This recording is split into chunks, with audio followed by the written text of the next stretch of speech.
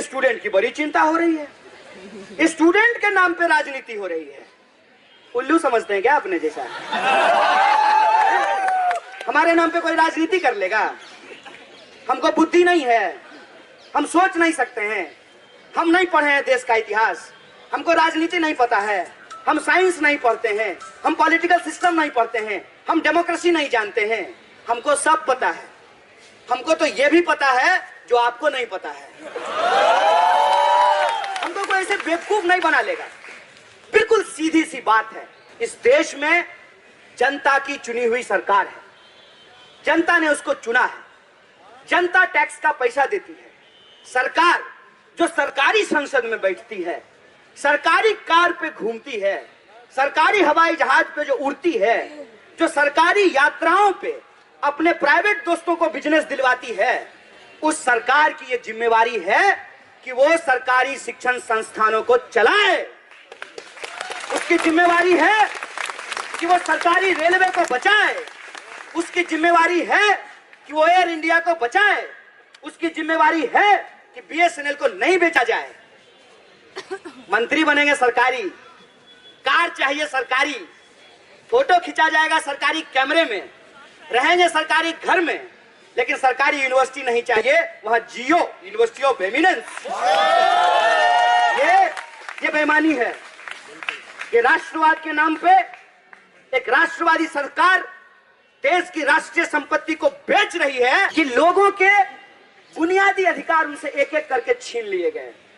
क्या कह करके कि सरकारी संस्थान परफॉर्मेंस नहीं करते हैं और बेशरम की तरह इसरो के साथ जाकर के फोटो भी खिंचवा आते हैं।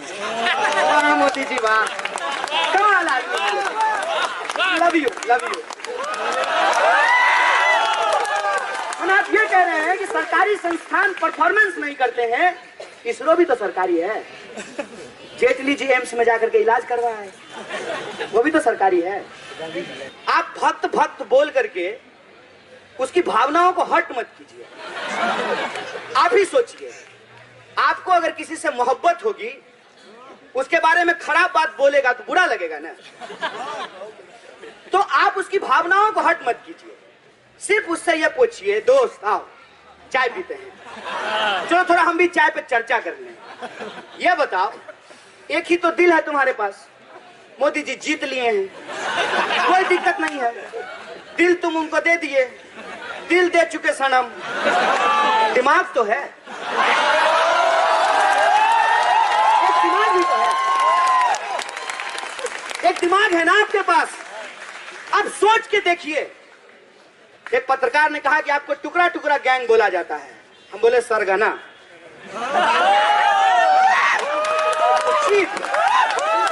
चीफ बोला जाता है। और यहाँ मंत्री जी के दफ्तर के बाहर दिन दहाड़े बिना नकाब के इतने लोगों के सामने स्वीकार करता हूं कि हूं, देश का नहीं कराएंगे टुकड़ा, आपका टुकड़ा करेंगे, भाजपा का टुकड़ा जान लीजिए। ये ऐलान है, ये इसको हमारा इकबालिया बयान समझिए आप, ये हमारा ऐलान समझिए आप कि देश को तोड़ने की आपकी साजिश, देश को नफरत की आग में जलाने की आपकी साजिश, बेईमानी के आधार पे आपकी राज करने की साजिश को नाकाम करेंगे। और आपको क्या लगता है कि आप कभी रिजर्वेशन को गाली दे करके, कभी पब्लिक फंडेड यूनिवर्सिटी को गाली दे करके, कभी मेरिट का तर्क ला करके हमारी लड़ाई को गुमराह कर देंगे? आइए भेजिए जिसको भेजना है, जौन सा आपका सबसे सुयोग्य संतान है उसको भेजिए बहस करने के लिए। हम बहस करेंगे आपसे, हम आपको बताएंगे कि मेरिट क्या होता है। मेरिट की बात करते हैं, क्या मेरिट है आपके लल्ला का, क्या सागा, क्या मेरिट है, क्या मेरिट है? सिर्फ इस बात को छोड़ दिया जाए कि उनकी शकल हूबहू अमित शाह से मिलती है, उस आदमी का क्या मेरिट है, उसको कैसे इस देश में बीसीसीआई का सेक्रेटरी बना दिया गया है? पूछेंगे कोई सवाल, कोई ठोकेगा ताल, बताएगा कि नेशन वांट्स टू नो। हम चैलेंज करते हैं, हिम्मत करेंगे सवाल। इस देश का संविधान सभी नागरिकों को पढ़ने का और सपने देखने का अधिकार देता है। आप हमारे सपने को छीन लेना चाहते हैं।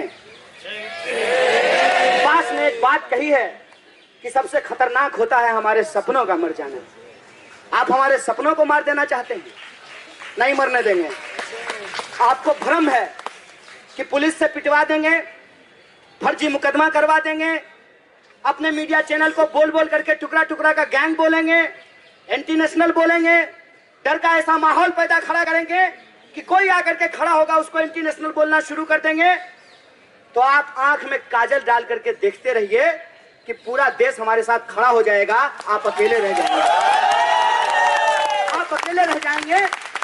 पुलिस से हमारी कोई लड़ाई नहीं है, क्योंकि हम लोग हमेशा ये नारा लगाए हैं, ये अंदर की बात है, पुलिस हमारे साथ है। अरे जेएनयू जब बचेगा तो आपका बच्चा भी पढ़ेगा, कोशिश करके देख लीजिए। देखिए आपको बच्चे को पढ़ाने में क्या तकलीफ होती है। और मेरी माँ तो सरकारी नौकरी नहीं है, 3000 कमाती है।